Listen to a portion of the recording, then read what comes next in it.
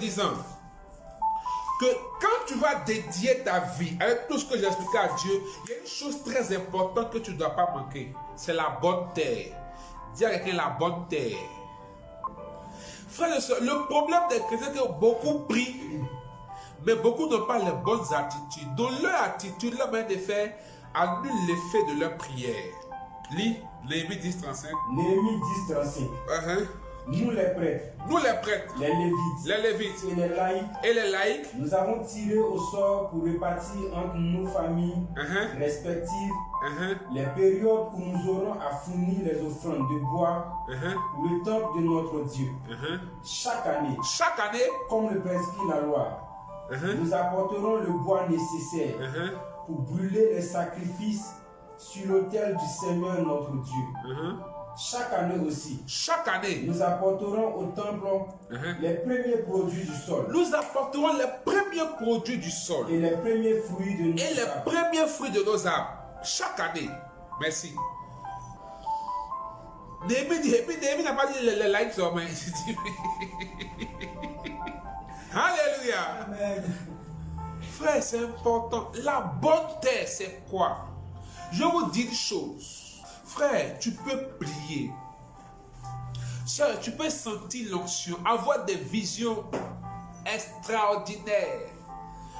Mais si tu ne bâtis pas ton être, si tu ne bâtis pas ton intérieur, si tu ne te bâtis pas, c'est pas bon.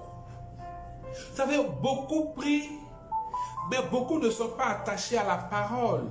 La parole de Dieu bâtit. Qu'est-ce que tu écoutes?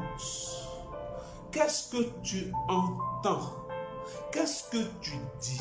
Qu'est-ce que tu lis? C'est très bien de prier. La prière, on ne joue pas avec mes frères. La parole de Dieu bâtit.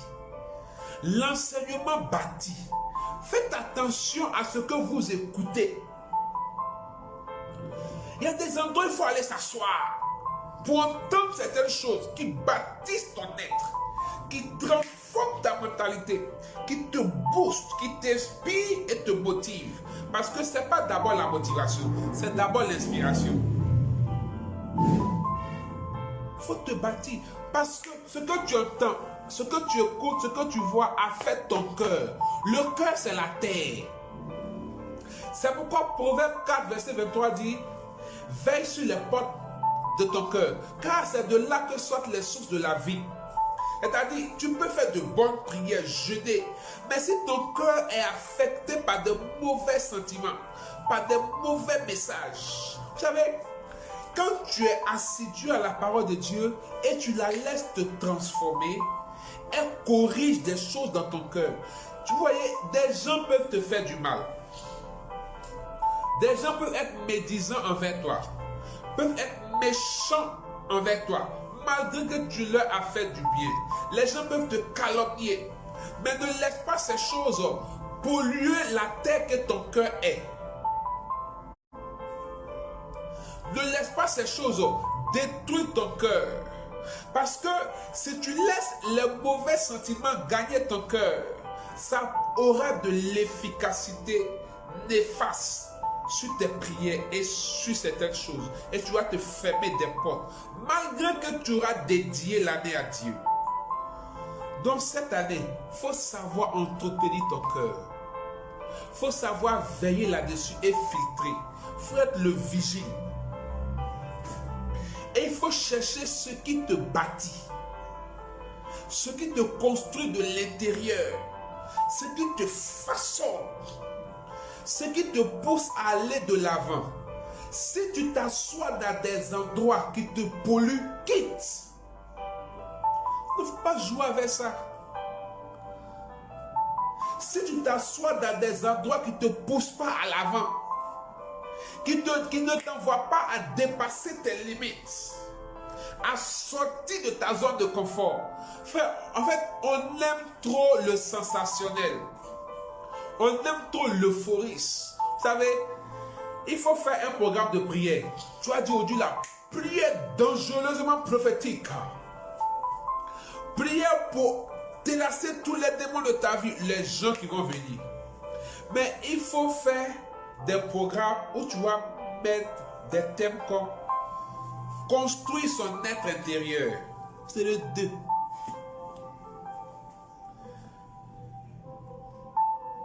Forger sa mentalité pour qu'elle soit renouvelée. C'est le 3. Parce que les gens n'accordent pas d'intérêt à la parole et à ce qui bâtit. Parce qu'en fait, on est paresseux spirituellement. On veut prier magique. On veut oh non, je prophétise ta vie, prophétie. Non. Attention. Frère, moi-même qui suis votre berger ou bien votre père, frère, il y a des livres que je lis. Il y a des choses que j'écoute. Mais aussi, on n'écoute pas tout le monde. Vous savez, souvent, vous traversez des situations où certaines choses, vous n'avez pas forcément besoin de prière, mais d'entendre quelque chose. Maintenant aussi, il y a des gens qui aiment dire, moi j'ai lu tel livre, j'ai lu 10 livres, mais je n'ai pas encore fait de lire l'évangile selon Saint Matthieu. Ça, c'est pas bon. C'est ça. Vous savez, derrière chaque écrit, l'esprit de l'auteur est.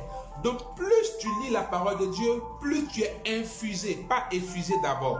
Tu es infusé par le Saint-Esprit. C'est-à-dire, il rentre et il te façonne et il veille sur ton cœur. La parole. Cette année, bâtissez-vous.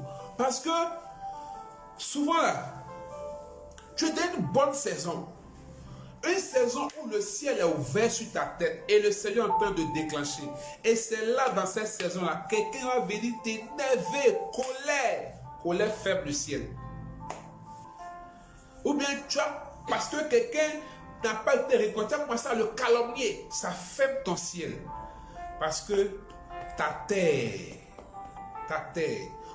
je vais vous dire une chose. Bon, excusez-moi, le temps, donnez-moi jusqu'à 18h15. Parce que le Seigneur me met, ce qu'il va dire là, ce n'est pas parole de connaissance, il va te dire. Je vais te parler. Je vais vous dire une chose. Vous savez, si tu n'as pas une bonne terre, même les paysans, quand on veut planter, quand on veut s'aimer, on tient compte du type de terre en fonction de la culture. Ou du moins, on travaille la terre. Donc, même si la semence est bonne, si la terre n'est pas bonne, est-ce qu'elle va produire? Non, elle ne va pas produire. Je vais vous dire en même temps, c'est dimanche qui arrive là, on risque de ne pas avoir prié comme avant où on vient, on adore le Seigneur. Non, je vais nous mettre dans une éducation où on a assis face to face comme ça. One by one, on fait petit poteau. Parce que les chrétiens soient corrigés dans leur mentalité. Vous savez, si la terre n'est pas bonne, même si la semence est excellente, elle ne portera pas du fruit à cause de la terre. Et souvent, même quand il y a engrais, même s'il y a engrais, que la terre n'est pas bonne, ce n'est pas évident. L'engrais, c'est la grâce de Dieu. Mais souvent, nous-mêmes, on s'enferme à la grâce, on se ferme à la grâce de Dieu. Donc, même souvent, quand on met l'engrais, parce que la terre est tellement mauvaise, ça ne porte pas du fruit. Certains ont perdu beaucoup de grâce comme ça. Certains ont perdu des saisons comme ça. Certains ont perdu des portes. Des portes se sont fermées sur eux pendant que la porte était ouverte. Et frère, je vais vous donner un témoignage. Je connais une sœur qui a compris ce principe-là. Et il y a peut-être 3 à 4 ans, son premier salaire, malgré les difficultés, elle a donné au Seigneur. Elle a dédié après un temps de prière. Et elle travaille en banque. Elle a eu un souci où on devait la renvoyer. Et soit c'est le renvoi, soit c'est la prison. Elle m'a appelé, elle est venue me voir. Je lui ai dit, je crois en un Dieu qui est vivant. Et l'alliance va parler en ta faveur. L'alliance, la dédicace que tu as. C'est ça là. C'est le travail que tu fais là qui fait qu'on te paye, tu as eu l'argent. Puis tu t'es allié au Seigneur par rapport à ça. Il ne faut même pas t'inquiéter. 1 semaine, 2 semaines. Frère, une affaire de millions. À cause de, comment elle a mal rempli le bordereau. Elle n'a pas fait attention par rapport à la pièce du client. Ça, c'est une erreur grave. Donc, l'argent est parti chez quelqu'un d'autre. Vous savez ce qui s'est passé, c'est une affaire. On l'a mis, on l'a enlevé à la caisse et on lui a fait mise à disponibilité. Donc, elle était à la disponibilité des ressources humaines. Donc là, ça sent le renvoi, hein. Donc, ils sont dedans.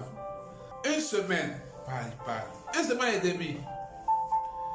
2 semaines, on lui dit qu'il faut répondre à travailler. Mais elle n'a aucune suite.